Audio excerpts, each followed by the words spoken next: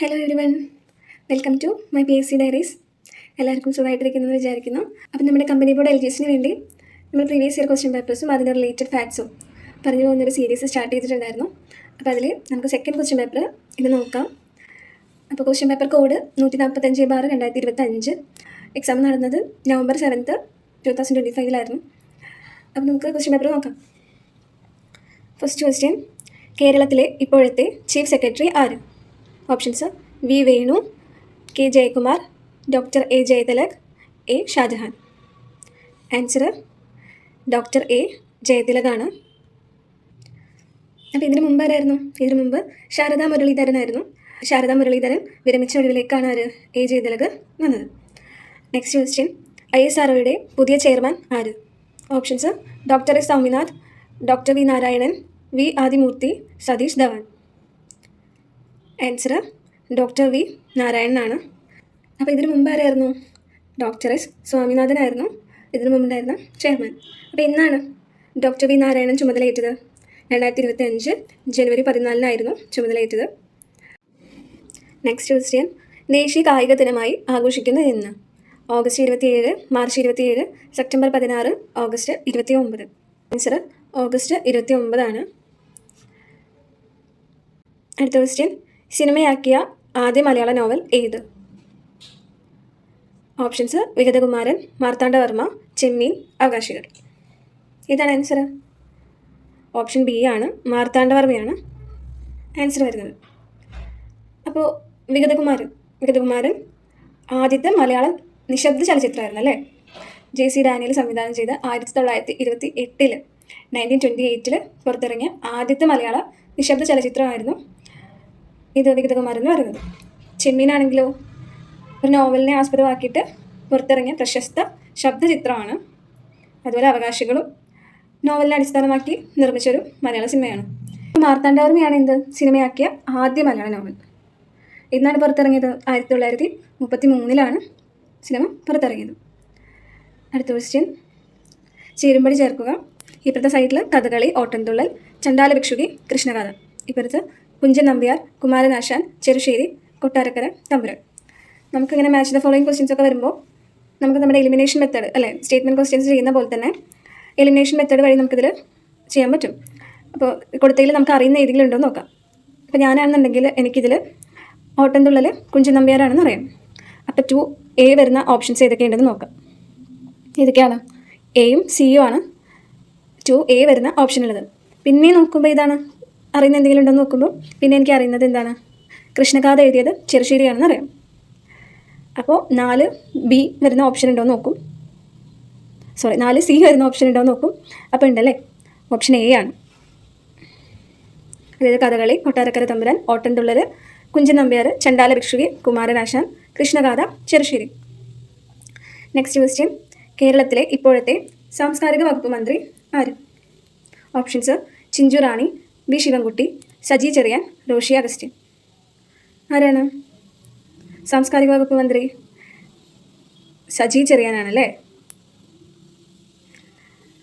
അപ്പോൾ ബാക്കി മന്ത്രിമാരൊക്കെ ഏത് വകുപ്പാണ് കൈകാര്യം ചെയ്യുന്നത്? ചിഞ്ചുറാണി ഏതാണ്? മൃഗസംരക്ഷണവും ക്ഷീരവകുപ്പുമാണ്. അതുപോലെ വി ശിവൻകുട്ടി നമുക്ക് എല്ലാവർക്കും അറിയാം അല്ലേ, നമ്മുടെ മന്ത്രി അപ്പൂപ്പൻ എന്ന് പറയുന്ന വിദ്യാഭ്യാസം, തൊഴിൽ മേഖലയാണ് അദ്ദേഹത്തിൻ്റെ. അതുപോലെ റോഷി അഗസ്റ്റിൻ ഇതാണ് ജലവിഭവമാണ് അദ്ദേഹത്തിൻ്റെ വകുപ്പ്. സജി ചെറിയാന് ഫിഷറീസും സാംസ്കാരികവും. അപ്പോൾ അടുത്ത ക്വസ്റ്റ്യനിലേക്ക് പോവാം. ഇന്ത്യയിലെ അഗ്നിപുത്രി എന്നറിയപ്പെടുന്ന ടെസി തോമസിൻ്റെ ജന്മസ്ഥലം എവിടെ? ഓപ്ഷൻസ്: കോട്ടയം, ആലപ്പുഴ, ഇടുക്കി, എറണാകുളം. ആൻസർ ആലപ്പുഴയാണ്. അപ്പോൾ ആരാണ് ഈ ടെസി തോമസ് എന്ന് പറയുന്നത്? DRDOയിലെ അസിസ്റ്റൻറ്റ് ഡയറക്ടറായിരുന്നു ടെസി തോമസ് എന്ന് പറയുന്നത്. അഗ്നി മിസൈൽ പദ്ധതികളിൽ നൽകിയ സംഭാവനകളാണ് ഈ ഒരു അഗ്നിപുത്രി എന്നുള്ളൊരു പേര് ലഭിക്കാനുള്ള കാരണം. അടുത്ത ക്വസ്റ്റ്യൻ നോക്കാം. ഇന്ത്യൻ കായിക രംഗത്തെ പരമോന്നത പുരസ്കാരം ഏത്? Options: Arjuna award, Dronacharya award, Maulana Abdul Kalam Azad trophy, Dhyanchand Khel Ratna award. Answer D ആണ്, ധ്യാൻചന്ദ് ഖേൽ രത്ന അവാർഡാണ് ആൻസർ വരുന്നത്. ബാക്കി അവാർഡ്സൊക്കെ എന്തിനായിട്ട് കൊടുക്കുന്നതാണ്? അർജുന അവാർഡ് മികച്ച പ്രകടനം നടത്തുന്ന കായിക താരങ്ങൾക്ക് നൽകുന്നൊരു ബഹുമതിയാണ്. അതുപോലെ ദ്രോണാചാര്യ അവാർഡ് എന്ന് പറഞ്ഞു കഴിഞ്ഞാൽ മികച്ച പരിശീലകർക്ക്, അതായത് കോച്ചുകൾക്ക് നൽകുന്ന അവാർഡാണ് ദ്രോണാചാര്യ അവാർഡ്. മൗലാന അബ്ദുൽ കലാം ആസാദ് ട്രോഫി എന്താണ്? അത് യൂണിവേഴ്സിറ്റീസിന്, സർവകലാശാലകൾക്ക് നൽകുന്ന ട്രോഫിയാണ്. അടുത്ത ക്വസ്റ്റ്യൻ, 2023 ദാദാ സാഹിബ് ഫാൽക്കെ അവാർഡ് നേടിയ മലയാള സിനിമാ നടൻ ആര്? ഓപ്ഷൻസ്: മമ്മൂട്ടി, മോഹൻലാൽ, പൃഥ്വിരാജ്, കമൽഹാസൻ. ആൻസർ നമുക്ക് എല്ലാവർക്കും അറിയാം അല്ലേ? മോഹൻലാലാണെന്ന് 2023 ദാദാ സാഹിബ് ഫാൽക്കെ അവാർഡ് 2025 പ്രഖ്യാപിച്ചത്. 2 മലയാളികൾക്കാണ് ദാദാ സാഹിബ് ഫാൽക്കെ അവാർഡ് ലഭിച്ചിട്ടുള്ളത് അല്ലേ? ഇതിനു മുമ്പ് ആർക്കായിരുന്നു? അടൂർ ഗോപാലകൃഷ്ണനായിരുന്നു. ഏത് വർഷം? 2003 അദ്ദേഹത്തിന് ദാദാ സാഹിബ് ഫാൽക്കെ അവാർഡ് ലഭിച്ചത്. അടുത്ത ക്വസ്റ്റ്യൻ, കേരള നവോത്ഥാന രംഗത്ത് ധാരാളം മാറ്റങ്ങൾക്ക് വഴിതെളിച്ച അടുക്കളയിൽ നിന്ന് അരങ്ങത്തേക്ക് എന്ന പ്രസിദ്ധമായ നാടകം രചിച്ചത് ആര്? Options: O Chandu Menon, CV Raman Pillai, VT Bhattathiripad, AR Raja Raja Varma. ഈ ഒരു ക്വസ്റ്റ്യൻ PSC ക്വസ്റ്റ്യൻ പേപ്പേഴ്സും അതുപോലെ എക്സാംസ് ഒക്കെ എഴുതുന്നവരാണെങ്കിൽ എല്ലാവർക്കും കേട്ട് അല്ലെങ്കിൽ കണ്ട് കാണിപ്പിച്ചൊരു ക്വസ്റ്റ്യൻ ആയിരിക്കും അല്ലേ? അടുക്കളയിൽ നിന്ന് അരങ്ങത്തേക്ക് ആരുടെയാണ്? VT ഭട്ടത്തിരിപ്പാടിൻ്റെ ആണ്. നെക്സ്റ്റ് ക്വസ്റ്റ്യൻ, ഇന്ത്യയുമായി കരാതിർത്തി പങ്കിടുന്ന രാജ്യങ്ങളിൽ ഉൾപ്പെടാത്ത രാജ്യം? Tajikistan, Myanmar, Afghanistan, Bhutan. ഏതാണ് ആൻസർ? താജിക്കിസ്ഥാൻ ആണല്ലേ. നമുക്ക് താജിക്കിസ്ഥാനിലേക്ക് കടക്കണമെന്നുണ്ടെങ്കിൽ അഫ്ഗാനിസ്ഥാനിലെ ഒരു വാഖാൻ ഇടനാഴി വഴിയാണ് അങ്ങോട്ടേക്ക് കടക്കാം. അതുകൊണ്ട് നമ്മളും അവരും തമ്മിൽ, അതായത് ഇന്ത്യയും താജിക്കിസ്ഥാനും തമ്മിൽ ബന്ധമൊന്നുമില്ല. നമ്മൾ ഇന്ത്യയായിട്ട് കരാതിർത്തി പങ്കിടുന്ന മറ്റു രാജ്യങ്ങൾ ഏതൊക്കെയാണ്? ചൈനയുണ്ട്, നേപ്പാളുണ്ട്, ബംഗ്ലാദേശ് ഉണ്ട്, പാകിസ്ഥാൻ ഉണ്ട് അല്ലേ? മൊത്തം എത്ര രാജ്യങ്ങളാണ്? Afghanistan, Myanmar, Bhutan, Bangladesh, China, Nepal, Pakistan. ഇത്രയും രാജ്യങ്ങളാണ് ഇന്ത്യയായിട്ട് കരാതിർത്തി പങ്കിടുന്നത്. നെക്സ്റ്റ് ക്വസ്റ്റ്യൻ, ഉത്തരപർവ്വത മേഖലയിൽ സ്ഥിതി ചെയ്യുന്ന ഹിമാചൽ പ്രദേശ്, ടിബറ്റ് എന്നിവയെ തമ്മിൽ ബന്ധിപ്പിക്കുന്ന പ്രധാന ചുരം? ഓപ്ഷൻസ്: ലിപുലേഖ്, ഷിപ്ഖില, സോച്ചില, നാഥുല. ഏതാണ് ആൻസർ? Option B ഷിപ്ഖിലയാണ്. ഈ ചുരമാണ് എന്ത്? ഹിമാചൽ പ്രദേശിനെയും ടിബറ്റിനെയും തമ്മിൽ ബന്ധിപ്പിക്കുന്ന പ്രധാന ചുരം. ഈ ചുരത്തിലൂടെയാണ് എന്ത്? സത്ലജ് നദി അല്ലേ? സത്ലജ് നദി ഇന്ത്യയിലേക്ക് പ്രവേശിക്കുന്നത്. ബാക്കി ഓപ്ഷൻസ് നോക്കുമ്പോൾ ലിപുലേഖ് ഏതൊക്കെ സ്ഥലങ്ങളെ തമ്മിൽ ബന്ധിപ്പിക്കുന്ന ചുരമാണ്? ഉത്തരാഖണ്ഡിനെയും ടിബറ്റിനെയും തമ്മിൽ ബന്ധിപ്പിക്കുന്ന ചുരമാണ് എന്ത്? ലിപുലേഖ്. അതുപോലെ സോച്ചില ശ്രീനഗറിനെയും ലേനെയും തമ്മിൽ, ലഡാക്കിനെയും തമ്മിൽ ബന്ധിപ്പിക്കുന്ന ചുരമാണ് ഇത് സോച്ചില എന്ന് പറയുന്നത്. നാഥുല സിക്കിമിനെയും ടിബറ്റിനെയും തമ്മിൽ യോജിപ്പിക്കുന്ന ചുരമാണ്. നെക്സ്റ്റ് ക്വസ്റ്റ്യൻ, ഈ ചുരങ്ങൾ ഇന്ത്യയിലെ പ്രധാനപ്പെട്ട ചുരങ്ങൾ പഠിച്ചിരിക്കേണ്ട ഒരു ടോപ്പിക്കാണ്. എല്ലാ ക്വസ്റ്റ്യൻ പേപ്പറിലും ഒരു ക്വസ്റ്റ്യനെങ്കിലും അതുമായിട്ട് ബന്ധപ്പെട്ടിട്ടുണ്ടാവും. അപ്പോൾ അത് എന്തായാലും എല്ലാവരും ഉറപ്പായിട്ടും പഠിച്ചിരിക്കാം. നെക്സ്റ്റ് ക്വസ്റ്റ്യൻ, കാരക്കോറം പർവ്വതനിരയുമായി ബന്ധപ്പെട്ട ശരിയായ പ്രസ്താവന? കാരക്കോറം പർവ്വതനിരയിലാണ് ഗോഡ്വിൻ ഓസ്റ്റിൻ സ്ഥിതി ചെയ്യുന്നത്. ഇന്ത്യൻ ഉപഭൂഖണ്ഡത്തിലെ ഏറ്റവും ഉയരം കൂടിയ കൊടുമുടി ഗോഡ്വിൻ ഓസ്റ്റിൻ ആണ്. കാരക്കോറം പർവ്വതനിരയുടെ തുടർച്ചയാണ് ടിബറ്റിലെ കൈലാസ പർവ്വത നിരകൾ. ഇതിൽ ഏതൊക്കെയാണ് ശരിയായ പ്രസ്താവന? 1ഉം 3ഉമാണ് ശരിയായിട്ടുള്ള പ്രസ്താവന. അതായത് കാരക്കോറം പർവ്വതനിരയിലാണ് ഗോഡ്വിൻ ഓസ്റ്റിൻ സ്ഥിതി ചെയ്യുന്നത്. കാരക്കോറം പർവ്വതനിരയുടെ തുടർച്ചയാണ് ടിബറ്റിലെ കൈലാസ പർവ്വത നിരകൾ. PSCയുടെ ആൻസർ കീ പ്രകാരം ഇതാണ് ഓപ്ഷൻ വരുന്നത്. അടുത്ത ക്വസ്റ്റ്യൻ, താഴെ തന്നിരിക്കുന്നവയിൽ ഉപദ്വീപീയ നദികളുമായി ബന്ധപ്പെട്ട ശരിയായ പ്രസ്താവന? നർമ്മദ നദി ഉത്ഭവിക്കുന്നത് ഛത്തീസ്ഗഡിലെ മൈക്ല മലനിരകളിൽ നിന്നാണ്. ഉപദ്വീപീയ നദികൾക്ക് അപരദന തീവ്രത താരതമ്യേന കുറവാണ്. ഇതിലേതാണ് ശരിയായിട്ടുള്ള ഓപ്ഷൻ? C ആണ്. അതായത് 1ഉം 3ഉം ശരി. അപ്പോൾ എന്താണ് 2 തെറ്റാനുള്ള കാരണം? എന്താണ്? കൃഷ്ണ നദിയുടെ പോഷക നദികളാണ് ശബരി, ഇന്ദിരാവതി. ശരിയാണോ? അല്ല. ഗോദാവരിയുടെ പോഷക നദികളാണ് എന്ത്? ശബരി, ഇന്ദിരാവതി എന്ന് പറയുന്നത്. നെക്സ്റ്റ് ക്വസ്റ്റ്യൻ, ഒഡീഷയിൽ സ്ഥിതി ചെയ്യുന്ന പ്രധാനപ്പെട്ട ഇരുമ്പയിര് ഖനന മേഖല? ഓപ്ഷൻസ്: സുന്ദർഗഡ്, സിംഗ്ബം, ഷിമോഗ, നീലഗിരി. ആൻസർ A ആണ്, സുന്ദർഗഡ് ആണ്. ഒഡീഷയിലെ വടക്കൻ ഭാഗത്തുള്ള സുന്ദർഗഡ് ജില്ലയിലാണ് ഈ ഇരുമ്പയിര് ഖനന മേഖല സ്ഥിതി ചെയ്യുന്നത്. അവിടെ ഭയങ്കര ഗുണനിലവാരമുള്ള ഹെമറ്റൈറ്റും അതുപോലെ മാഗ്നറ്റൈറ്റും ഇരുമ്പുകൾ ധാരാളമായിട്ട് കാണപ്പെടും. ബാക്കിയുള്ള ഓപ്ഷൻസിൽ സിഗ്ബം ജാർഖണ്ഡിലാണ്, അതുപോലെ ഷിമോഗ എന്ന് പറയുന്നത് കർണാടകയിലാണ് സ്ഥിതി ചെയ്യുന്നത്. നീലഗിരി എന്ന് പറയുന്നത് നമുക്കറിയാലേ, അതൊരു മലനിരയാണ്. നെക്സ്റ്റ് ക്വസ്റ്റ്യൻ, ദേശീയ ജലപാത NW3 കടന്നു പോകുന്ന ഇന്ത്യൻ സംസ്ഥാനം? ഓപ്ഷൻസ്: ഗുജറാത്ത്, പശ്ചിമ ബംഗാൾ, കേരളം, ആന്ധ്രാപ്രദേശ്. ഏതാണ് ആൻസർ? കേരളം. അപ്പോൾ നാഷണൽ വാട്ടർവേസ് ഇൻ ഇന്ത്യ എന്തായാലും പഠിക്കേണ്ട ഒരു ടോപ്പിക് തന്നെയാണ്. അപ്പോൾ നാഷണൽ വാട്ടർവേ 1 എന്താണ്? അലഹബാദ് ഹാൽഡിയ ആണ് എന്ത്? നാഷണൽ വാട്ടർവേ 1 എന്ന് പറയുന്നത്. നാഷണൽ വാട്ടർവേ 2 എന്ന് പറയുന്നത് സാദിയ ധൂബ്രിയാണ്. പിന്നെ നാഷണൽ വാട്ടർവേ 4 എന്ന് പറയുന്നത് എന്താണ്? കാക്കിനാഡ പുതുച്ചേരിയാണ് നാഷണൽ വാട്ടർവേ 4 എന്ന് പറയുന്നത്. നെക്സ്റ്റ് ക്വസ്റ്റ്യൻ, ഇന്ത്യയിലെ പ്രധാന ആണവോർജ്ജ നിലയമായ റാവത്ത് ബട്ട സ്ഥിതി ചെയ്യുന്ന സംസ്ഥാനം? ഓപ്ഷൻസ് ഗുജറാത്ത്, മധ്യപ്രദേശ്, മഹാരാഷ്ട്ര, രാജസ്ഥാൻ. ഏതാണ് ആൻസർ? രാജസ്ഥാനാണ് ആൻസർ വരുന്നത്. ബാക്കിയുള്ള ഗുജറാത്തിൽ നിൽക്കുന്ന ആണവോർജ്ജ നിലയം ഏതാണ്? കാക്രപ്പാറാണ്. അതുപോലെ മധ്യപ്രദേശിൽ നിലവിൽ ആണവോർജ്ജ നിലയങ്ങളൊന്നും ഇല്ല. മഹാരാഷ്ട്രയിലുള്ളതാണ് താരാപൂർ ആണവോർജ്ജ നിലയം. ഈ മഹാരാഷ്ട്രയിലുള്ള താരാപൂർ ആണവോർജ്ജ നിലയമാണ് ഇന്ത്യയിലെ ആദ്യത്തെ ആണവോർജ്ജ നിലയം. അടുത്ത ക്വസ്റ്റ്യനിലേക്ക് പോവാം. മഹാരാഷ്ട്രയിലെ റോഹ മുതൽ കർണാടകത്തിലെ മംഗലാപുരം വരെയുള്ള സഞ്ചാരപാതയിൽ കൊങ്കൺ റെയിൽവേ പിന്നിടുന്ന നദികളുടെ എണ്ണം 146, 149, 144, 140. ആൻസർ ഏതാണ്? എ ആണ്. 146 741 കിലോമീറ്റർ ഉണ്ട് എന്ത് റോഹ മുതൽ നമ്മുടെ മംഗലാപുരം വരെ. പിന്നെ 2000-ലധികം പാലങ്ങളുണ്ട്. 91 തുരങ്കങ്ങളുണ്ട്. അത് കടന്നു പോകുന്ന പ്രധാന സംസ്ഥാനങ്ങൾ എന്ന് പറഞ്ഞാൽ മഹാരാഷ്ട്ര, ഗോവ, കർണാടകയാണ്. അടുത്ത ക്വസ്റ്റ്യൻ. ബംഗാളിലെ ആദ്യകാല വർത്തമാന പത്രം ഏത്? രാജ്യ സമാചാർ, ബോംബെ സമാചാർ, സുലഭ് സമാചാർ, സംബാദ് കൗമുദി. ഇതാണ് സുലഭ് സമാചാറാണ് ബംഗാളിലെ ആദ്യ വർത്തമാന പത്രം. അടുത്ത ക്വസ്റ്റ്യൻ. താഴെ തന്നിരിക്കുന്നവയിൽ റാബി വിള അല്ലാത്തത് ഏത്? ഓപ്ഷൻസ് പുകയില, കടുക്, പരുത്തി, ഗോതമ്പ്. ഇതിൻ്റെ ആൻസർ അറിയുന്നവർ കമൻറ്റ് ചെയ്യാം. ക്വസ്റ്റ്യൻ. സാമൂഹ്യ പരിഷ്കരണ പ്രസ്ഥാനമായ ബ്രഹ്മസമാജത്തെ പറ്റിയുള്ള ശരിയായ പ്രസ്താവനകൾ ഏതെല്ലാം? ഓപ്ഷൻസ് ജാതി വ്യവസ്ഥ നിർമ്മാർജ്ജനം ചെയ്യും, സ്ത്രീകൾക്കെതിരായ വിവേചനം അവസാനിപ്പിക്കുക, സതി, ശൈശവ വിവാഹം എന്നിവ അവസാനിപ്പിക്കുക, പിന്നോക്ക വിഭാഗങ്ങൾക്കായി വിദ്യാഭ്യാസ സ്ഥാപനങ്ങൾ ആരംഭിച്ചു, ഇന്ത്യയിലെ മുസ്ലിങ്ങളുടെ സാമൂഹ്യ പുരോഗതിക്കായി വാദിച്ചു. ഇതിലേതാണ് ശരിയായിട്ടുള്ള പ്രസ്താവന?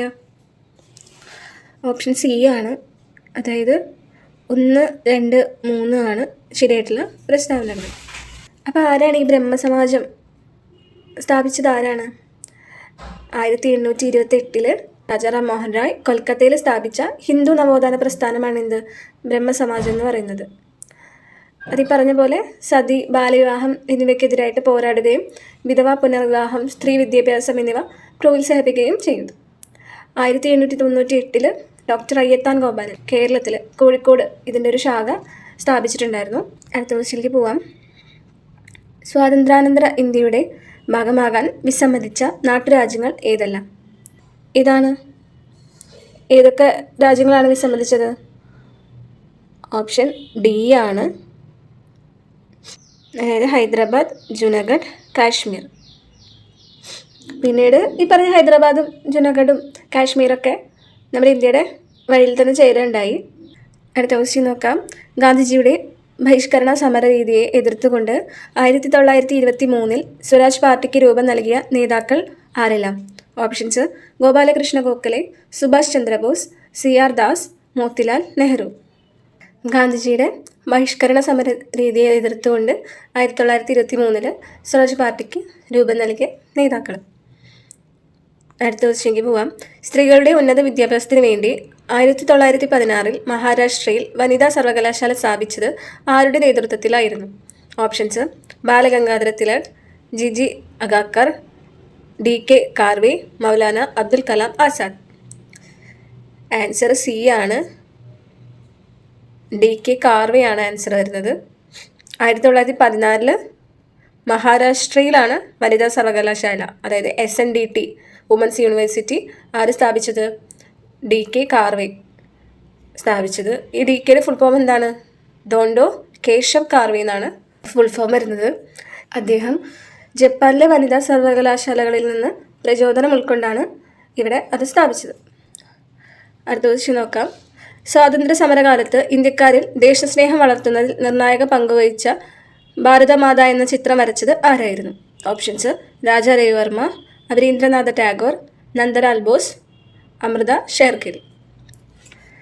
ആൻസർ അവരീന്ദ്രനാഥ് ടാഗോർ ആണ്. ബി ആണ് ആൻസർ വരുന്നത്. അടുത്ത ക്വസ്റ്റ്യൻ നോക്കാം. ഇന്ത്യൻ ദേശീയ പ്രസ്ഥാനത്തിന് കരുത്തു പകർന്ന പ്രാദേശിക പത്രങ്ങളെ നിയന്ത്രിക്കുന്നതിന് വേണ്ടി ബ്രിട്ടീഷുകാർ കൊണ്ടുവന്ന പ്രാദേശിക ഭാഷാ പത്ര നിയമം നിലവിൽ വന്ന വർഷം? ഓപ്ഷൻസ് 1809, 1878, 1885, 1924. ഏതാണ് ആൻസർ? ബി ആണ്. 1879. 1978. അടുത്ത ക്വസ്റ്റ്യൻ, സ്വാതന്ത്ര്യാനന്തര ഇന്ത്യയിൽ ആദ്യ സ്വതന്ത്ര തിരഞ്ഞെടുപ്പ് നടന്നത് എന്നായിരുന്നു? Options 1951 to 52, 52 to 53, 53 to 54, 54 to 55. ഏതാണ് ആൻസർ? എ ആണ്. 51 ടു 52 ആൻസർ വരുന്നത്. ഇതൊരു നമ്മുടെ ചരിത്രത്തിലെ തന്നെ സുപ്രധാനമായിട്ടുള്ളൊരു ചരിത്ര സംഭവമായിരുന്നു. ലോകത്തിലെ തന്നെ ഏറ്റവും വലിയ ജനാധിപത്യ പ്രക്രിയയായിരുന്നു ഇത്. 1951 ഒക്ടോബറിൽ ആരംഭിച്ചിട്ട് 1952 ഫെബ്രുവരി വരെ ഇത് നീണ്ടു നിന്നതുകൊണ്ടാണ് 1951, 52 കാലഘട്ടമായിട്ട് അറിയപ്പെടുന്നത്. സ്വതന്ത്ര ഇന്ത്യയുടെ ആദ്യ തിരഞ്ഞെടുപ്പ് കമ്മീഷണർ ആരായിരുന്നു? സുകുമാർ സെൻ ആയിരുന്നു. ജവഹർലാൽ നെഹ്റുവിൻ്റെ നേതൃത്വത്തിലുള്ള ഇന്ത്യൻ നാഷണൽ കോൺഗ്രസ് ആണ് വലിയ ഭൂരിപക്ഷത്തോടു കൂടി വിജയിച്ചത്. അദ്ദേഹമാണ് ഇന്ത്യയുടെ ആദ്യത്തെ ജനാധിപത്യപരമായിട്ട് തിരഞ്ഞെടുക്കപ്പെട്ട പ്രധാനമന്ത്രി ആയത്. അടുത്ത ക്വസ്റ്റ്യനിലേക്ക് പോവാം.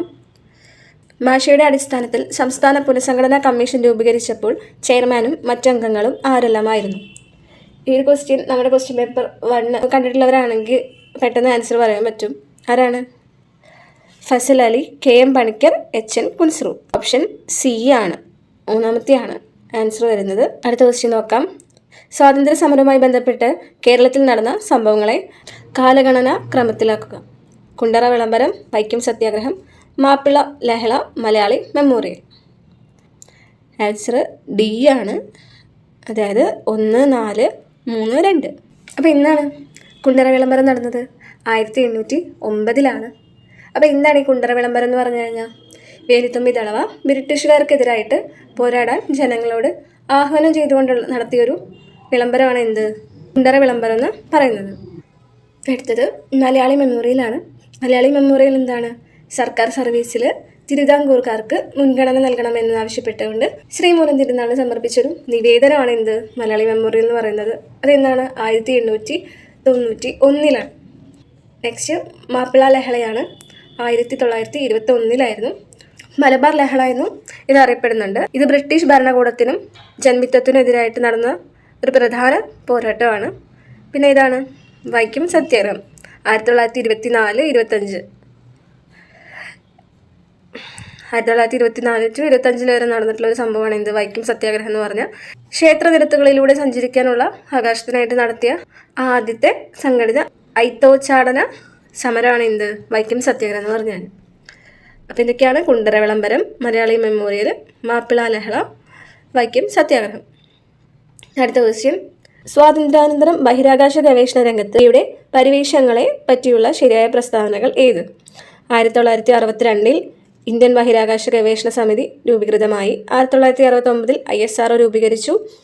ഇന്ത്യയുടെ ആദ്യ റോക്കറ്റ് വിക്ഷേപണ കേന്ദ്രം വിശാഖപട്ടണത്ത് ആരംഭിച്ചു. 1975 ആര്യഭട്ട എന്ന ഉപഗ്രഹം വിജയകരമായി വിക്ഷേപിച്ചു. ഇതാണ് ആൻസർ.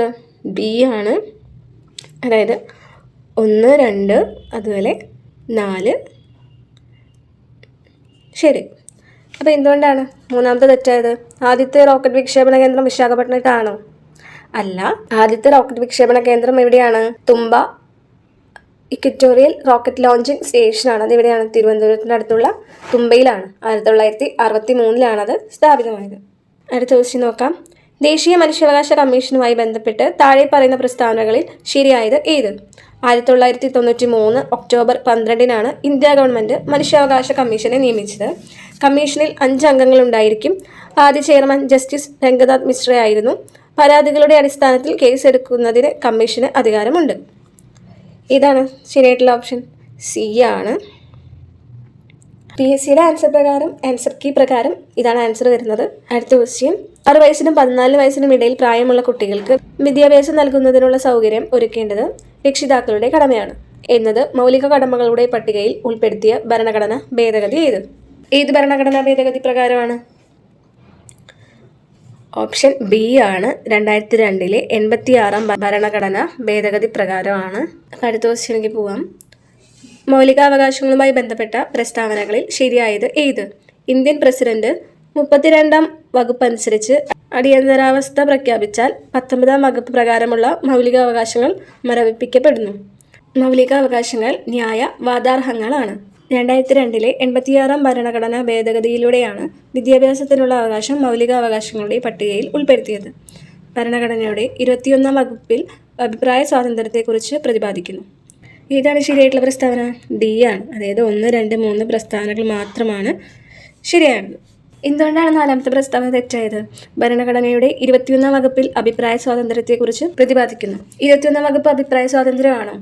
21-ാം വകുപ്പ് ജീവിക്കാനുള്ള അവകാശത്തെയും, അതായത് റൈറ്റ് ടു ലൈഫിനെയും വ്യക്തി സ്വാതന്ത്ര്യത്തെയുമാണ് സംരക്ഷിക്കുന്നത്. അപ്പോൾ അഭിപ്രായ സ്വാതന്ത്ര്യം 19-ാം വകുപ്പിലാണ് പറയുന്നത്. അടുത്ത ക്വസ്റ്റ്യനിലേക്ക് പോവാം. വിവരാവകാശ നിയമം 2005-ന്റെ 2019-ലെ ഭേദഗതിയുമായി ബന്ധപ്പെട്ട് തെറ്റായ പ്രസ്താവന ഏത്? ഇന്ത്യൻ വിവരാവകാശ നിയമം നിലവിൽ വന്നത് 2005 ഒക്ടോബർ 12-നാണ്. കേന്ദ്ര വിവരാവകാശ കമ്മീഷണറുടെ കാലാവധി 5 വർഷം അല്ലെങ്കിൽ 60 വയസ്സ് തികയുന്നത് വരെ ഏതാണോ ആദ്യം വരുന്നത് അതാണ്. പ്രധാനമന്ത്രി ചെയർമാനായ സെലക്ഷൻ കമ്മിറ്റി നാമനിർദ്ദേശം ചെയ്യുന്ന വ്യക്തിയെയാണ് പ്രസിഡന്റ് കേന്ദ്ര വിവരാവകാശ കമ്മീഷണറായി നിയമിക്കുന്നത്. വിവരാവകാശ നിയമത്തിൻ്റെ പരിപാലനം നിരീക്ഷിക്കുക, സർക്കാർ വകുപ്പുകളിൽ പബ്ലിക് വിവരങ്ങൾ ലഭ്യമാക്കുന്നത് ഉറപ്പിക്കാൻ എന്നിവയാണ് കേന്ദ്ര വിവരാവകാശ കമ്മീഷണറുടെ മുഖ്യ ചുമതലകൾ. ഏത് പ്രസ്താവനയാണ് തെറ്റായിട്ടുള്ള പ്രസ്താവന? ബി ആണ്. അതായത് 2 മാത്രമാണ് തെറ്റായിട്ടുള്ള പ്രസ്താവന. അപ്പോൾ 2019-ലെ ഭേദഗതി പ്രകാരം വിവരാവകാശ കമ്മീഷണർമാരുടെ കാലാവധി നിശ്ചയിക്കാനുള്ള അധികാരം കേന്ദ്ര സർക്കാരിനാണ്. ഇപ്പോൾ നിലവിലുള്ളൊരു നിയമം അനുസരിച്ച് ഈ കാലാവധി എന്താണ്? 3 വർഷമാണ്. പഴയ നിയമത്തിലേതുപോലെ 5 വർഷം അല്ല.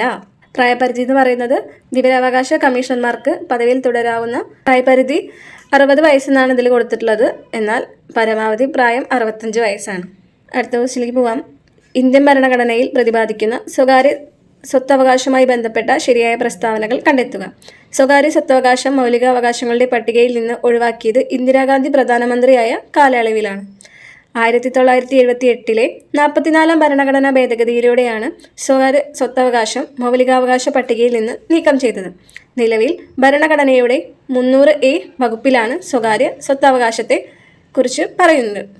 ഇതിൽ ഏതൊക്കെയാണ് ശരിയായിട്ടുള്ള പ്രസ്താവനകൾ? ഡി ആണ്. അതായത് 2, 3 മാത്രം ശരി. അപ്പോൾ ഒന്നാമത്തെ തെറ്റാനുള്ള കാരണം എന്താണ്? ഇന്ദിരാഗാന്ധി പ്രധാനമന്ത്രിയായ കാലയളവിലാണ് സ്വകാര്യ സ്വത്തവകാശം മൗലികാവകാശങ്ങളുടെ പട്ടികയിൽ നിന്ന് ഒഴിവാക്കിയെന്നാണ് ഇതിൽ പറയുന്ന പ്രസ്താവന. എന്നാലല്ല, മൊറാർജി ദേശായിയുടെ ജനതാ പാർട്ടി സർക്കാരിൻ്റെ കാലത്താണ് സ്വത്തവകാശം മൗലികാവകാശങ്ങളിൽ നിന്ന് നീക്കം ചെയ്തത്. അടുത്ത ക്വസ്റ്റ്യൻ നോക്കാം. ജനഗണമന ഇന്ത്യയുടെ ദേശീയ ഗാനമായി അംഗീകരിച്ചത് എന്ന്? ഓപ്ഷൻസ്: 1947 ഓഗസ്റ്റ് 15, 1949 നവംബർ 26, 1950 ജനുവരി 24, 1950 ജനുവരി 26. ഏതാണ്?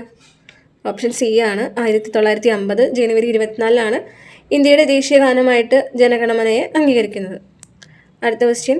ഇന്ത്യൻ ഭരണഘടനയിൽ ഏത് വകുപ്പിലാണ് ദേശീയ പതാകയെക്കുറിച്ച് പ്രതിപാദിക്കുന്നത്? 51A സബ്സെഷൻ എ വകുപ്പ്, 51A സബ്സെഷൻ ബി വകുപ്പ്, 51A സബ്സെഷൻ ഇ വകുപ്പ്, 51A സബ്സെഷൻ ജി വകുപ്പ്. ഏതിലാണ്? ഓപ്ഷൻ എ ആണ്. 51A സബ്സെഷൻ എ വകുപ്പിലാണ്. Next question. ഇന്ത്യയുടെ ദേശീയ ഗീതമായ വന്ദേ മാതരം ആദ്യമായി പൊതുവേദിയിൽ പാടിയത് ഇന്ത്യൻ നാഷണൽ കോൺഗ്രസിൻ്റെ ഏത് സമ്മേളനത്തിൽ വെച്ചാണ്? ഓപ്ഷൻസ്: 1896-ലെ കൽക്കത്ത സമ്മേളനത്തിൽ വെച്ച്, 1916-ലെ ലക്നൗ സമ്മേളനത്തിൽ വെച്ച്, 1924-ലെ ബൽഗാം സമ്മേളനത്തിൽ വെച്ച്, 1929-ലെ ലാഹോർ സമ്മേളനത്തിൽ വെച്ച്. ഏതാണ്?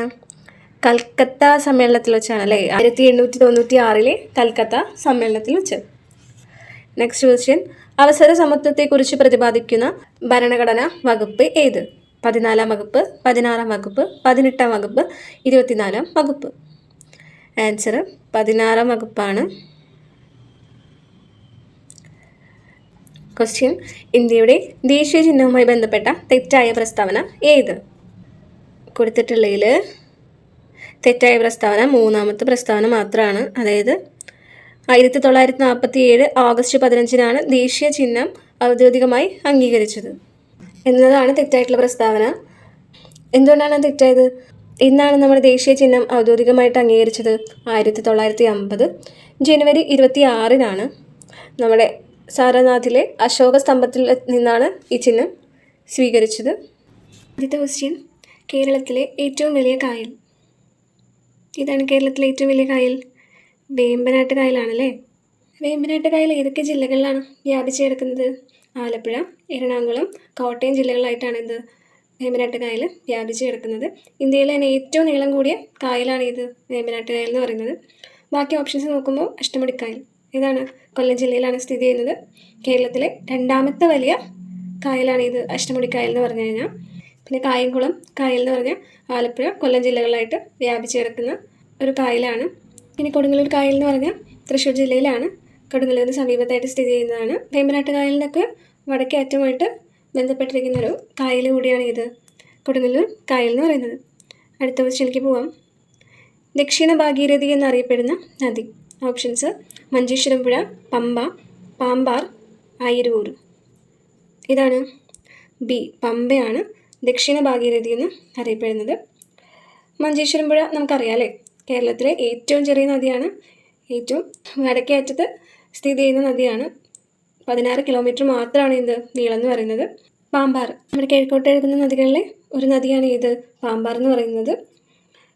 പിന്നെ ഏതാ ആയിരൂർ എന്ന് പറയുന്നത് പത്തനംതിട്ട ജില്ലയിലെ ഒരു നദിയാണ്. അത് പമ്പാ നദിയുടെ തീരമായിട്ട് ബന്ധപ്പെട്ട ഒരു സ്ഥലത്ത് ഉള്ളതാണ്. അടുത്ത ക്വസ്റ്റ്യൻ: കേരളത്തിൻ്റെ ഔദ്യോഗിക പക്ഷി.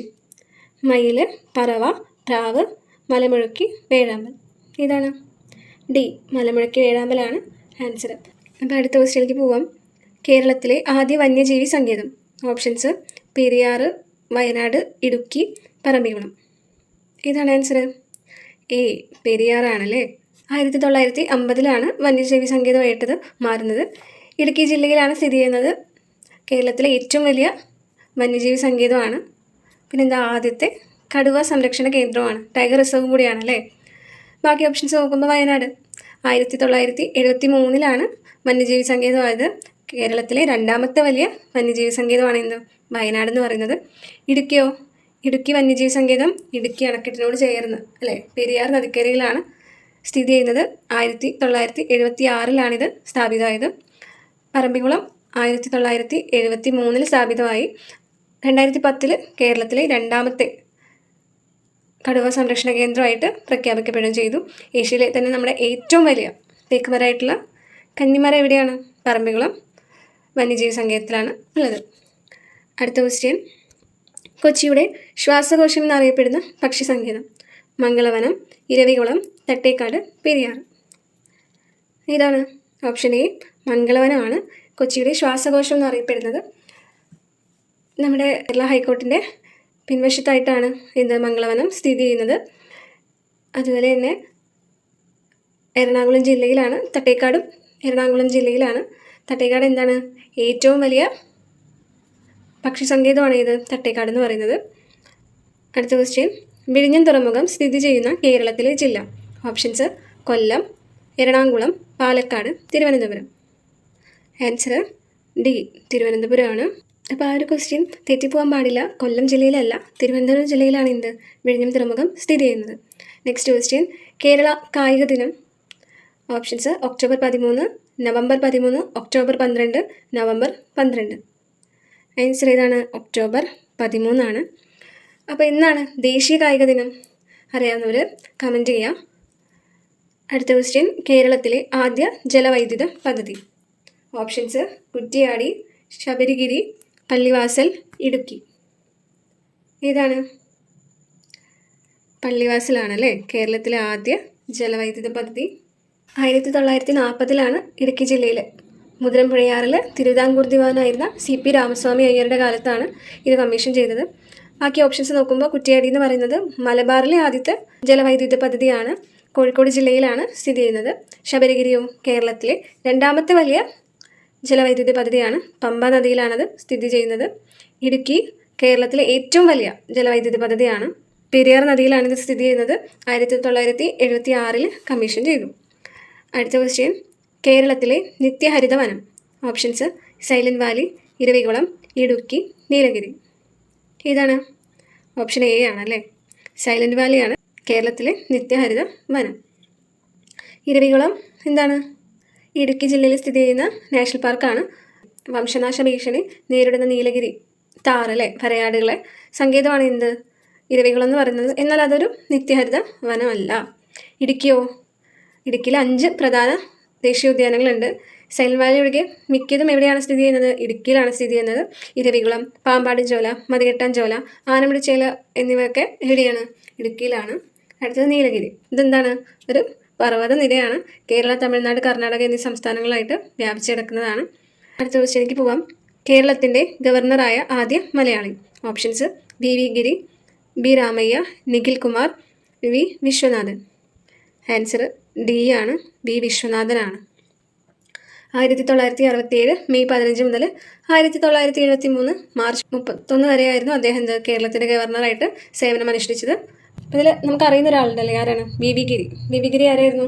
നമ്മുടെ 4ാമത്തെ രാഷ്ട്രപതിയായിരുന്നു. ആര്? വി വി ഗിരി.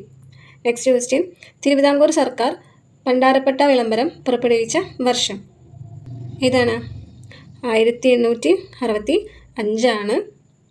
അപ്പോൾ എന്താണ് ഈ പണ്ടാരപ്പാട്ട വിളംബരം എന്ന് പറഞ്ഞാൽ? 1865 അന്നത്തെ തിരുവിതാംകൂർ മഹാരാജാവായിരുന്ന ആയില്യം തിരുനാൾ പുറപ്പെടുവിച്ചൊരു സുപ്രധാന ഭൂബഹിഷ്കരണ നിയമമാണ് എന്ത്? പണ്ടാരപ്പാട്ട വിളംബരം എന്ന് പറയുന്നത്. അടുത്ത ക്വസ്റ്റ്യൻ: കേരളത്തിൽ ആദ്യമായി രൂപം കൊണ്ട സ്വകാര്യ ബാങ്ക് ഏതായിരുന്നു? Options: imperial bank, chartered bank, Indian national bank, Nedungadi bank. ഏതാണ് ആൻസർ? ഓപ്ഷൻ ഡി, നെടുങ്ങാടി ബാങ്കാണ്. നെടുങ്ങാട് ബാങ്ക് പിന്നീട് 2003 പഞ്ചാബ് നാഷണൽ ബാങ്കുമായിട്ട് എന്താണ് ലയിപ്പിച്ചിട്ടുണ്ടായിരുന്നു. ഇമ്പീരിയൽ ബാങ്കാണ് ഇപ്പോഴത്തെ SBI എന്ന് പറയുന്നത്. സ്റ്റേറ്റ് ബാങ്ക് ഓഫ് ഇന്ത്യയാണ്. ഇതൊരു പൊതുമേഖലാ ബാങ്കാണ്. നെക്സ്റ്റ് ക്വസ്റ്റ്യൻ: താഴെ പറയുന്നവയിൽ മലബാറിലെ സ്വാതന്ത്ര്യ സമരവുമായി ബന്ധമില്ലാത്ത സംഭവം ഏത്? ഓപ്ഷൻസ്: 1916 ആനി ബസന്റിൻ്റെ അധ്യക്ഷതയിൽ നടന്ന കോൺഗ്രസ് സമ്മേളനം, കീഴരിയൂർ ബോംബ് കേസ്, മുഹമ്മദ് അബ്ദുറഹ്മാന്റെ നേതൃത്വത്തിൽ നടന്ന ഉപ്പു നിയമ ലംഘന സമരം, 1936 ഇലക്ട്രിസിറ്റി സമരം. ഏതാണ് ആൻസർ? ഏതാണ് മലബാറിലെ സ്വാതന്ത്ര്യ സമരവുമായിട്ട് ബന്ധമില്ലാത്തത്? ഡി ആണ്, 1936 ഇലക്ട്രിസിറ്റി സമരം. എന്താണ് ഇലക്ട്രിസിറ്റി സമരം എന്ന് പറഞ്ഞാൽ? ഇലക്ട്രിസിറ്റി സമരം നടന്നത് എവിടെയാണ്? കൊച്ചിയിലാണ് നടന്നത്. എന്തുമായിട്ട്? തൃശ്ശൂർ നഗരത്തിലെ വൈദ്യുതി വിതരണ ചുമതല സർക്കാർ ഒരു സ്വകാര്യ കമ്പനിക്ക് കൈമാറിയതിനെ തുടർന്നാണ് ഈ ഒരു പ്രക്ഷോഭം പുറപ്പെട്ടത്.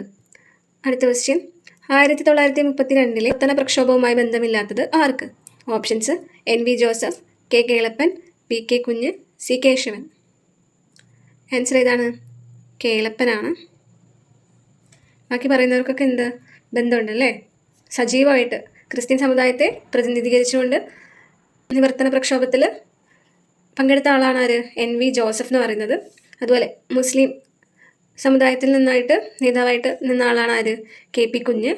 C കേശവൻ എന്ന് പറഞ്ഞ ഈഴവ സമുദായത്തെ പ്രതിനിധീകരിച്ച് പ്രക്ഷോഭത്തിന് നേതൃത്വം ആളാണ് ആര്? C കേശവൻ എന്ന് പറയുന്നത്. അടുത്ത ക്വസ്റ്റ്യൻ നോക്കാം. ഏത് കോൺഗ്രസ് സമരത്തിൻ്റെ ഭാഗമായാണ് കേരളത്തിലെ ആദ്യ മഹിളാ സമ്മേളനം നടന്നത്?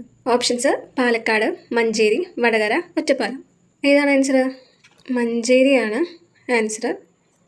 1920 ഏപ്രിലിൽ മഞ്ചേരിയിൽ വെച്ചിട്ട് ഒരു മലബാർ ജില്ലാ കോൺഗ്രസ് സമ്മേളനം നടന്നു.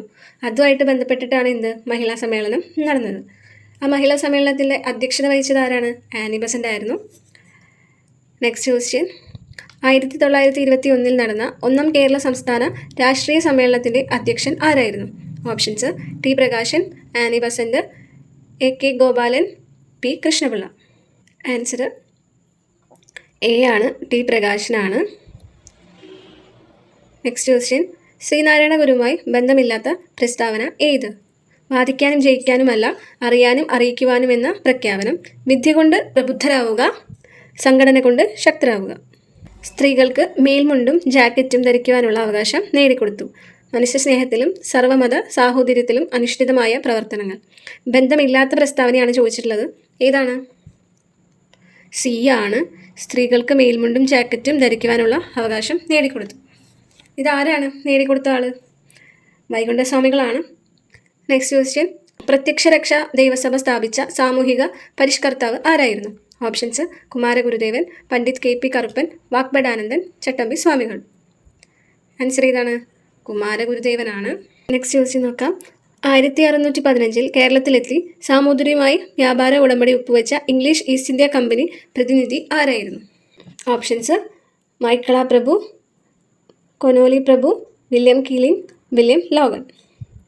ഓപ്ഷൻ വില്യം കീലിംഗ് ആണ് ശരിയായിട്ടുള്ള ആൻസർ. ലാസ്റ്റ് ക്വസ്റ്റ്യൻ നോക്കാം. വയനാട്ടിലെ കുറിച്യ കലാപവുമായി ബന്ധപ്പെട്ട പ്രസ്താവനകൾ ഏതെല്ലാം? ബ്രിട്ടീഷുകാർ അമിത നികുതി ചുമത്തിയത്, നികുതി പണമായി അടയ്ക്കാൻ നിർബന്ധിച്ചു, നികുതി അടയ്ക്കാൻ കഴിയാത്തവരുടെ കൃഷിഭൂമി പിടിച്ചെടുത്തു. എല്ലാം ശരി ഉത്തരങ്ങളാണ്.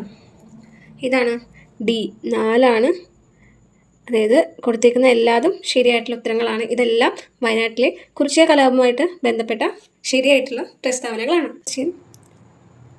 വംശനാശ ഭീഷണി നേരിടുന്ന സസ്യങ്ങളുടെയും ജന്തുക്കളുടെയും വിവരങ്ങൾ ഉൾപ്പെടുത്തി വർഷം തോറും റെഡ് ഡാറ്റ ബുക്ക് പ്രസിദ്ധീകരിക്കുന്ന സംഘടന. Options WWF, WFP, UNESCO, IUCN. അപ്പോൾ ഇതാണ് ആൻസർ. ഡി ആണ്, IUCN ആണ് ആൻസർ വരുന്നത്. അപ്പോൾ എന്താണ് ഈ IUCN എന്ന് പറഞ്ഞു കഴിഞ്ഞാൽ? International union for conservation of nature എന്നാണ് IUCNൻ്റെ ഫുൾ ഫോം.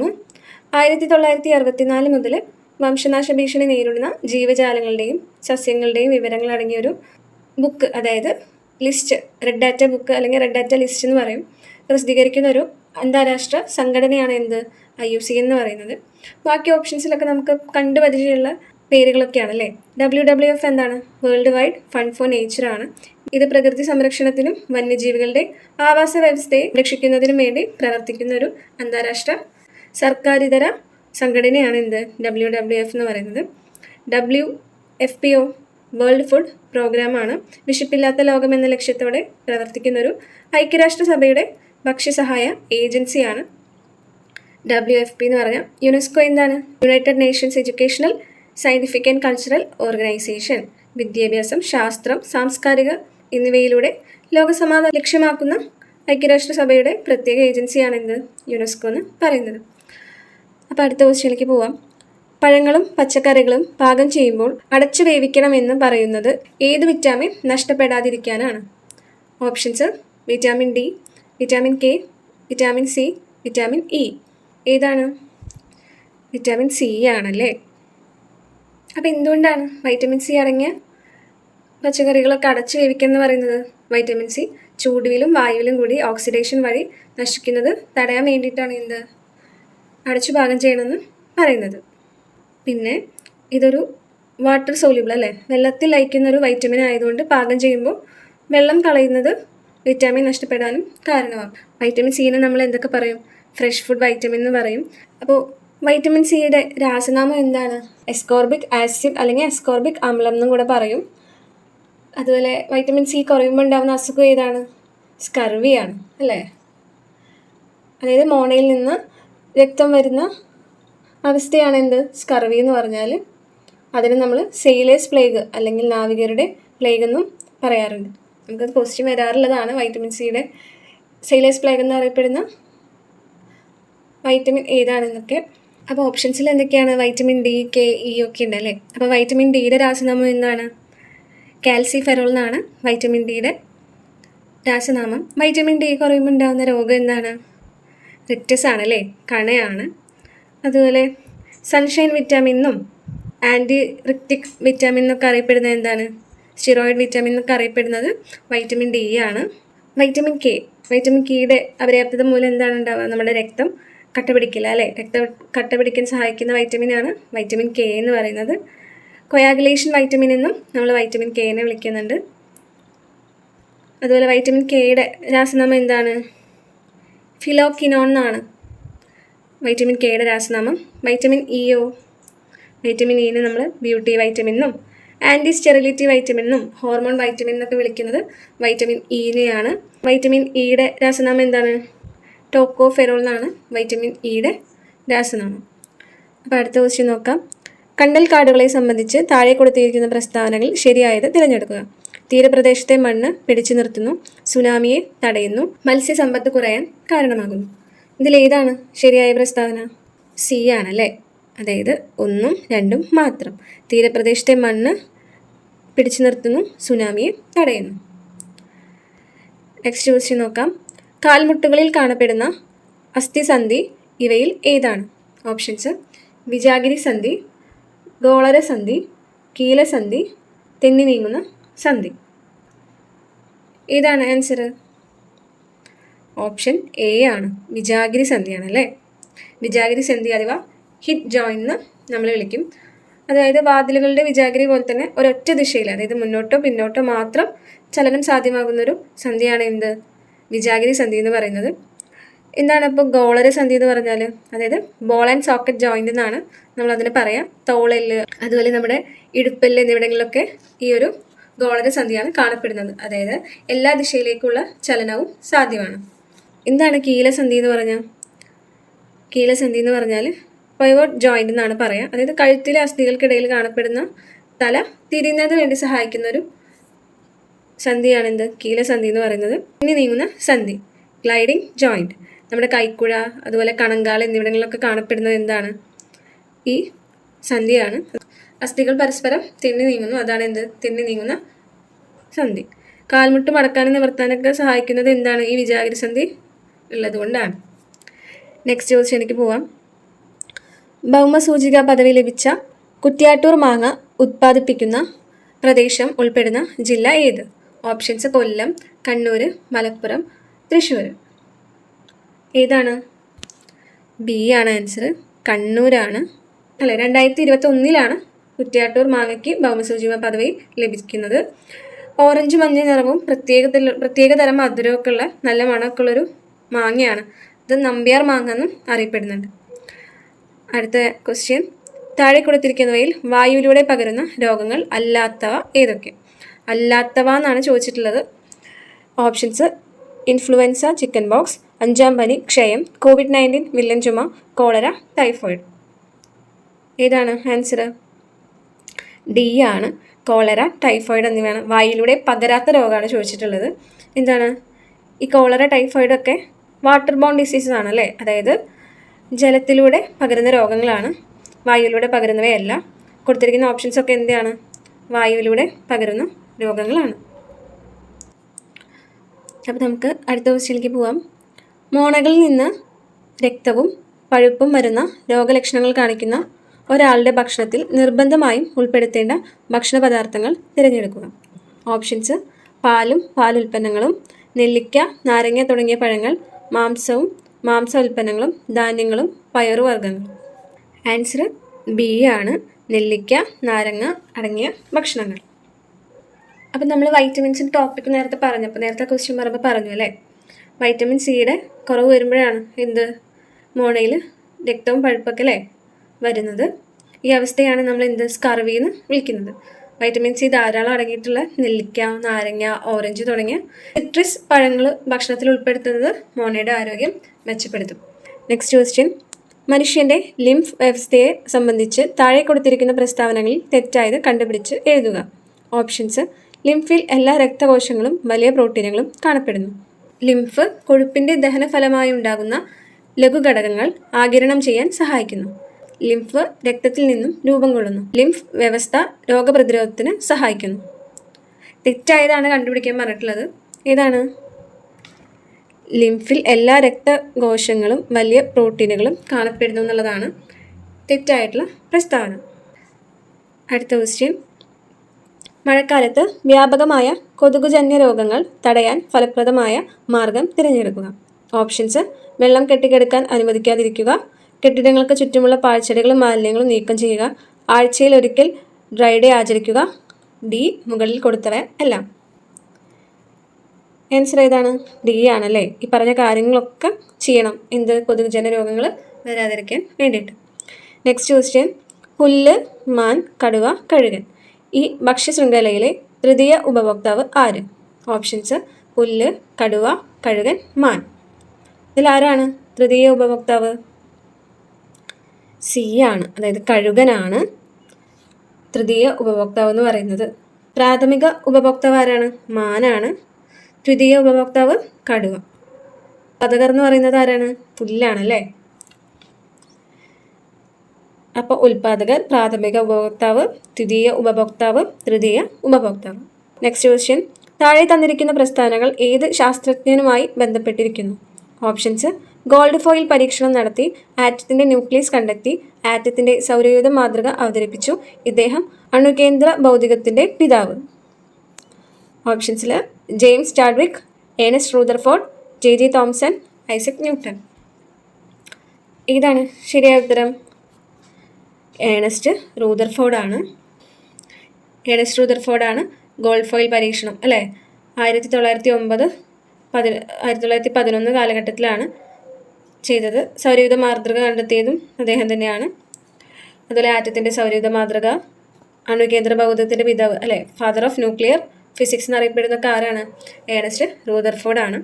മറ്റ് ഓപ്ഷൻസിൽ ജെയിംസ് ചാഡ്വിക്ക് എന്താണ് ന്യൂട്രോൺ കണ്ടെത്തിയ സയൻറ്റിസ്റ്റാണ്. അതുപോലെ ഐസക് ന്യൂട്ടൺ എന്ന് പറഞ്ഞാലോ ഗുരുത്വാകർഷണ നിയമങ്ങൾ കണ്ടെത്തിയ ഭൗതിക ശാസ്ത്രജ്ഞനാണ് ആര്? Isaac Newton. അടുത്ത ക്വസ്റ്റ്യനിലേക്ക് പോവാം. താഴെ തന്നിരിക്കുന്ന പ്രസ്താവനകളിൽ ശരിയായവ ഏതൊക്കെ? 17-ാം ഗ്രൂപ്പ് മൂലകങ്ങളാണ് ഹാലജനുകൾ. 14-ാം ഗ്രൂപ്പ് മൂലകങ്ങളാണ് സംക്രമണ മൂലകങ്ങൾ. ഹെൻറി മോസിയാണ് ആധുനിക പീരിയോഡിക് നിയമം ആവിഷ്കരിച്ചത്. ത്രികങ്ങൾ എന്ന പേരിൽ മൂലകങ്ങളെ വർഗീകരിച്ചത് മെൻഡലീഫ് ആണ്. ഇതിലേതൊക്കെയാണ് ശരിയായിട്ടുള്ള പ്രസ്താവന? എ ആണല്ലേ, അതായത് 1ഉം 3ഉം ആണ് ശരിയായിട്ടുള്ള പ്രസ്താവന എന്ന് പറയുന്നത്. അപ്പോൾ എന്തുകൊണ്ടാണ് 2ഉം 4ഉം തെറ്റായത്? 14-ാം ഗ്രൂപ്പ് മൂലകങ്ങൾ സംക്രമണ മൂലകങ്ങളല്ല. 14-ാം ഗ്രൂപ്പ് എന്താണ്? കാർബൺ കുടുംബമാണ് അല്ലേ. അതുപോലെ ഈ സംക്രമണ മൂലകങ്ങൾ എന്ന് പറയുന്നത് 3 മുതൽ 12 വരെയുള്ള ഗ്രൂപ്പുകളെയാണ്, അതായത് ട്രാൻസിഷൻ എലമെൻറ്റ്സ് എന്ന് നമ്മൾ വിളിക്കുന്നത്. ത്രികങ്ങൾ എന്ന പേരിൽ മൂലകങ്ങളെ വർഗീകരിച്ചത് മെൻഡലീഫ് അല്ല, ജർമ്മൻ ശാസ്ത്രജ്ഞനായിട്ടുള്ള ഡോബറൈൻ ആണ്. അതുപോലെ മെൻഡലീഫ് എന്താണ് വർഗീകരിച്ചത്? മൂലകങ്ങളെ അവയുടെ അറ്റോമിക് മാസിൻ്റെ അടിസ്ഥാനത്തിലാണ് വർഗീകരിച്ചത്. അടുത്ത ക്വസ്റ്റ്യനിലേക്ക് പോവാം. ഒരു സമതല ദർപ്പണത്തിൽ വസ്തുവിൻ്റെ വലതുഭാഗം പ്രതിബിംബത്തിൻ്റെ ഇടതുഭാഗമായും വസ്തുവിൻ്റെ ഇടതുഭാഗം പ്രതിബിംബത്തിൽ വലതുഭാഗമായും കാണുന്നു. ഈ പ്രതിഭാസം ഏത് പേരിൽ അറിയപ്പെടുന്നു? അപ്പോൾ ഇതാണ് ആൻസർ. സി ആണ്. പാർശ്വക വിപര്യം എന്നുള്ളതാണ് ആൻസർ വരുന്നത്. അതായത് ലാറ്ററൽ ഇൻവേർഷൻ ആണ് അല്ലേ. അപ്പോൾ ഒരു എക്സാമ്പിൾ പറയുന്നുണ്ടെങ്കിൽ ആംബുലൻസിൻ്റെ മുന്നിൽ തിരിച്ചെഴുതിയിരിക്കുന്നത് വായിച്ചിട്ടില്ലേ, അതായത് ശ്രദ്ധിച്ചിട്ടില്ലേ? അതിൻ്റെ മുൻപിലുള്ള വാഹനത്തിൽ മിററിലൂടെ നോക്കുമ്പോൾ എന്ത് അത് നേരെയായിട്ട് വായിക്കാൻ വേണ്ടിയിട്ടാണ് ആംബുലൻസിന് അങ്ങനെ എഴുതിയിട്ടുള്ളത്. Next question. പ്രവൃത്തിയുടെ SI യൂണിറ്റ് ഏതാണ്? Newton, joule, pascal, metre. ഇതാണ് ജൂളാണല്ലേ. അപ്പോൾ ബാക്കിയുള്ളതൊക്കെ എന്തിൻ്റെ SI യൂണിറ്റ് ആണ്? ന്യൂട്ടൺ എന്തിൻ്റെയാണ്? ബലത്തിൻ്റെ, ഫോഴ്സിൻ്റെ SI യൂണിറ്റ് ആണ് ന്യൂട്ടൺ എന്ന് പറയുന്നത്. പാസ്കലോ മർദ്ദത്തിൻ്റെ, പ്രഷറിൻ്റെ SI യൂണിറ്റ് ആണ് എന്ത്? പാസ്കൽ എന്ന് പറയുന്നത്. മീറ്റർ എന്ന് പറയുന്നത് നീളത്തിൻ്റെ, ലെങ്ത്തിൻ്റെ SI യൂണിറ്റ് ആണ്. Next question. വൈദ്യുത മോട്ടറിലെ ഊർജ്ജമാറ്റം ഡാഷ് ആണ്. അപ്പോൾ എന്താണ് ആൻസർ വരുന്നത്? ബി ആണ്. വൈദ്യുതോർജ്ജം യന്ത്രികോർജ്ജം ആവുന്നു. ബാക്കി ഓപ്ഷൻസ് നോക്കുമ്പോൾ യന്ത്രികോർജ്ജം വൈദ്യുതോർജ്ജം ആവുന്നത് എന്താണ്? ഇത് ജനറേറ്ററിൻ്റെ പ്രവർത്തനത്തിനെയാണ് പറയുന്നത് അല്ലേ. ജനറേറ്റർ കറങ്ങുമ്പോൾ യാന്ത്രികോർജ്ജം അതിൽ നിന്ന് എന്തുണ്ടാവുന്നു? വൈദ്യുതി ഉൽപ്പാദിപ്പിക്കപ്പെടുന്നു. അടുത്തത് താപോർജ്ജം വൈദ്യുതോർജ്ജം ആവുന്നത് എന്താണ്? തെർമോ ഇലക്ട്രിക് ജനറേറ്ററിൽ സംഭവിക്കുന്നതാണ്. താപനില വ്യത്യാസം ഉപയോഗിച്ച് നേരിട്ട് വൈദ്യുതി നിർമ്മിക്കുന്ന രീതിയാണ് എന്ത്? തെർമോ ഇലക്ട്രിക് ജനറേറ്ററിൽ സംഭവിക്കുന്നത്. വൈദ്യുതോർജ്ജം താപോർജ്ജം ആവുന്നതോ ഇത് ഇലക്ട്രിക് ഹീറ്റർ അല്ലെങ്കിൽ അയൺ ബോക്സിലൊക്കെ നടക്കുന്ന സംഭവമാണ്. അതായത് വൈദ്യുതോർജ്ജം ഉപയോഗിച്ചിട്ട് എന്ത് ചൂട് പുറത്ത് വിടുന്നു. Next question. താഴെ തന്നിരിക്കുന്നവയിൽ അയിരിൻ്റെ സാന്ദ്രണവുമായി ബന്ധമില്ലാത്തത് ഏതാണ്? ലിച്ചിങ്, പ്ലവന പ്രക്രിയ, കാന്തിക വിഭജനം, ഉത്പതനം. ഏതാണ്? ഉത്പതനമാണ്. ഡി ആണ് ആൻസർ വരുന്നത്. അതായത് സബ്ലിമേഷൻ എന്നാണ് പറയുക നമ്മളതിന്. സാന്ദ്രണം എന്ന് പറഞ്ഞാൽ എന്താണ്? കോൺസെൻട്രേഷൻ ഓഫ് ഓർ ആണ് അല്ലേ. ഈ ലിച്ചിങ്, കാന്തിക വിഭജനം, പ്ലവന പ്രക്രിയ എന്നിവ എന്താണ്? അയിരുകളിൽ നിന്ന് മാലിന്യങ്ങളെ നീക്കം ചെയ്യുന്ന സാന്ദ്രീകരിച്ച പ്രക്രിയയാണ്. കോൺസെൻട്രേഷൻ മെത്തേഡ്സ് ആണ് ബാക്കിയുള്ളതെന്നൊക്കെ പറഞ്ഞ്. ഉത്പതനം എന്നതൊരു ഖരപദാർത്ഥം ചൂടാക്കുമ്പോൾ അതിൻ്റെ ദ്രാവകാവസ്ഥയിലാകാതെ നേരിട്ട് തന്നെ വാതകാവസ്ഥയിലേക്ക് മാറുന്ന പ്രക്രിയയാണ്. Next question. താഴെ പറയുന്നവയിൽ കത്തുന്ന വാതകം ഏതാണ്? Oxygen, hydrogen, nitrogen, argon. ഏതാണ് ആൻസർ? ബി ആണ്. ഹൈഡ്രജൻ ആണ്. ഹൈഡ്രജൻ എന്ത്? വളരെ എളുപ്പത്തിൽ അല്ലേ, ഹൈലി ഫ്ലെയിമബിൾ എന്ന് പറയാറില്ലേ, അതാണ് എന്ത്? ഹൈഡ്രജൻ എന്ന് പറയുന്നത്. ഓക്സിജൻ എന്താണ്? സ്വയം കത്തില്ല അല്ലേ, എന്നാൽ കത്താൻ സഹായിക്കുന്ന വാതകമാണ് എന്ത്? ഓക്സിജൻ എന്ന് പറഞ്ഞാൽ. നൈട്രജൻ ഒരു നിഷ്ക്രിയ ഇനേർട്ട് ഗ്യാസ് ആണ് അല്ലേ, ഇത് കത്തുകയോ കത്താൻ സഹായിക്കുകയൊന്നും ചെയ്യില്ല. ആർഗണോ ഇതൊരു നോബിൾ ഗ്യാസ് ആണ്, ഇതും ഒരു കത്താത്ത വാതകം ആണ്. Next question. പ്രകൃതിദത്ത പോളിമറായ റബ്ബറിൻ്റെ മോണോമർ ഏതാണ് ആൻസർ? ഐസോപ്രീൻ ആണ്. ബാക്കി ഓപ്ഷൻസ് ഒക്കെ എന്താണ്? നിയോപ്രീൻ എന്താണ്? ഒരു കൃത്രിമ റബ്ബറാണ്, സിന്തറ്റിക് റബ്ബറാണ്. തയോക്കോൾ എന്ന് പറയുന്നത് പോളിസൾഫൈഡ് റബ്ബറാണ്, അതും മറ്റൊരു കൃത്രിമ റബ്ബറാണ്. ബേക്കലൈറ്റ് എന്താണ്? തെർമോസെറ്റിക് പോളിമറാണ്. നെക്സ്റ്റ് ക്വസ്റ്റ്യൻ, താഴെ തന്നിരിക്കുന്നവയിൽ മാസിനെ സംബന്ധിച്ച് തെറ്റായ പ്രസ്താവനകൾ ഏതെല്ലാം? ഒരു വസ്തുവിൽ അടങ്ങിയിരിക്കുന്ന ദ്രവ്യത്തിൻ്റെ അളവ് കോമൺ ബാലൻസ് ഉപയോഗിച്ച് അളക്കുന്നു, സ്പ്രിംഗ് ബാലൻസ് ഉപയോഗിച്ച് അളക്കുന്നു, യൂണിറ്റ് ന്യൂട്ടൺ ആണ്. ആൻസർ ഏതാണ്? ബി ആണ്, അതായത് 3ഉം 4ഉം. അപ്പോൾ തെറ്റായ പ്രസ്താവനയാണ് ചോദിച്ചിട്ടുള്ളത്. 3ഉം 4ഉം തെറ്റായ പ്രസ്താവനയാണ്. എന്താണ്? സ്പ്രിംഗ് ബാലൻസ് ഉപയോഗിച്ച് അളക്കുന്നു.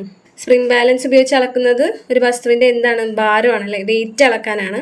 മാസ് അളക്കാൻ എന്താണ്? കോമൺ ബാലൻസ് ആണ് യൂസ് ചെയ്യുന്നത്. യൂണിറ്റ് ന്യൂട്ടൺ ആണെന്നാണ് പറയുന്നത്. ഇതെന്താണ്? മാസിൻ്റെ SI യൂണിറ്റ് എന്താണ്? കിലോഗ്രാം ആണ്. ന്യൂട്ടൺ എന്തിൻ്റെയാണ്? ഭാരത്തിൻ്റെ അല്ലെങ്കിൽ ബലത്തിൻ്റെ ഒക്കെ യൂണിറ്റാണ് എന്ത്? ന്യൂട്ടൺ എന്ന് പറയുന്നത്. അപ്പോൾ ഇന്നത്തെ നമ്മുടെ ലാസ്റ്റ് ക്വസ്റ്റ്യൻ, സാധാരണ അവസ്ഥയിൽ മനുഷ്യൻ്റെ ശരീര താപനില ഏതാണ്? സി ആണ്, 98.6 ഡിഗ്രി ഫാരൻഹീറ്റ് ആണ്. നമ്മുടെ സെക്കൻഡ് ക്വസ്റ്റ്യൻ പേപ്പർ ഫുൾ നോക്കിയിട്ടുണ്ട്.